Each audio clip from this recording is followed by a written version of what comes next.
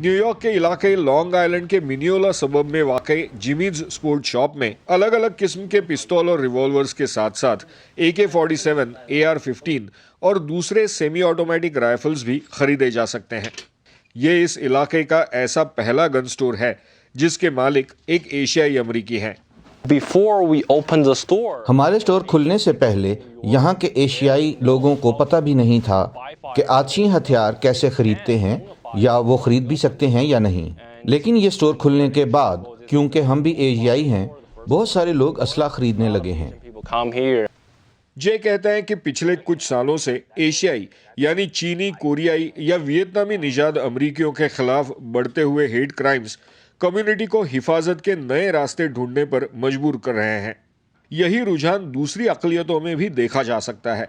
America में gun industry की नुमाइंदगी करने वाली तंजीम नेशनल शूटिंग स्पोर्ट्स फाउंडेशन के मुताबिक 2020 में गन्स खरीदने वाले सियाफाम अमरीकियों में 58.2% और हिस्पानवी निजाद आबादी में 49% का इजाफा हुआ है। न्यूबर्ग शहर के डेमन फिंच पेशे से सिक्योरिटी ट्रेनर हैं।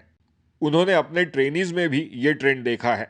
पुलिस के हाथों सियाफाम जॉर्ज फ्लॉयड की हलाकत का वाकया हो या ब्लैक लाइव्स मैटर मूवमेंट या कोविड की वबा, इन सब से लोग खुद को किसी हद तक गैर महफूज समझने लगे। इनमें बहुत सारे ऐसे भी थे जिनके पास गन्स थीं, तो वो भी अब सीखने की कोशिश कर रहे हैं।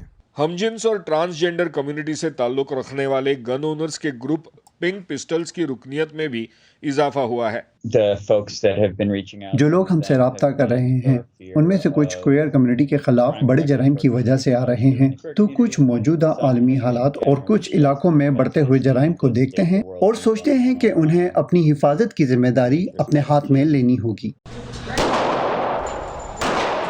लेकिन ये बात अमरीकी सियासी और समाजी सरगर्म कारकुनों में गर्मागर्म बहस का मौजू रही है कि आया गन्स जान बचाने का तरीका है या लेने का।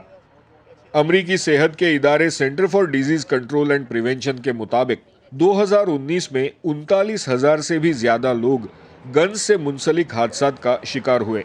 Gun safety advocacy organisation Everytown के मुताबिक अमरीका में 2009 से अब तक 260 से भी ज्यादा मास शूटिंग्स के वाकयात में 1400 से ज्यादा जानें गईं।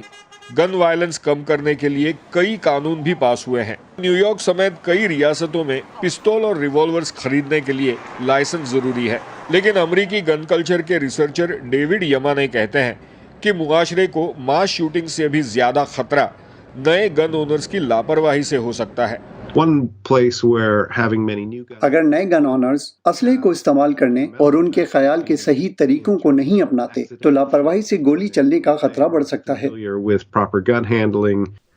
डेविड ये भी कहते हैं कि ज्यादा लोगों के गन्स खरीदने से जराइम में कमी आने के सबूत इस वक्त मौजूद नहीं है। अमेरिका में ज्यादातर रिपब्लिकन पार्टी से ताल्लुक रखने वाले असला रखने की हिमायत करते हैं, लेकिन जिन गन ओनर्स के साथ हमने बात की वो कहते हैं कि गन ओनरशिप को वो सियासी नजरिए से नहीं देखते। मुझे नहीं लगता कि गन ओनरशिप सिर्फ एक पार्टी के लोगों तक महदूद है। बहुत से डेमोक्रेट्स भी गन्स रखते हैं और बहुत से रिपब्लिकन्स भी। क्या जो लोग गन खरीद रहे हैं वो अपने वोट देने के रुझान को भी तब्दील कर लेंगे? मेरे ख्याल में जवाब नफी में होगा, क्योंकि बहुत कम लोग हैं जो सिर्फ एक ही मामले पर तय करते हैं कि किस पार्टी को वोट दिया जाए। वो ये भी कहते हैं कि कानूनी तरीके से गन्स खरीदने और रखने का हक अमरीकी कॉन्स्टिट्यूशन हर अमरीकी को देता है और अक़लियतों से ताल्लुक रखने वाले जो लोग गन्स खरीद रहे हैं वो भी उसी हक का इस्तेमाल कर रहे हैं। Anshuman Apte, voice of America, New York.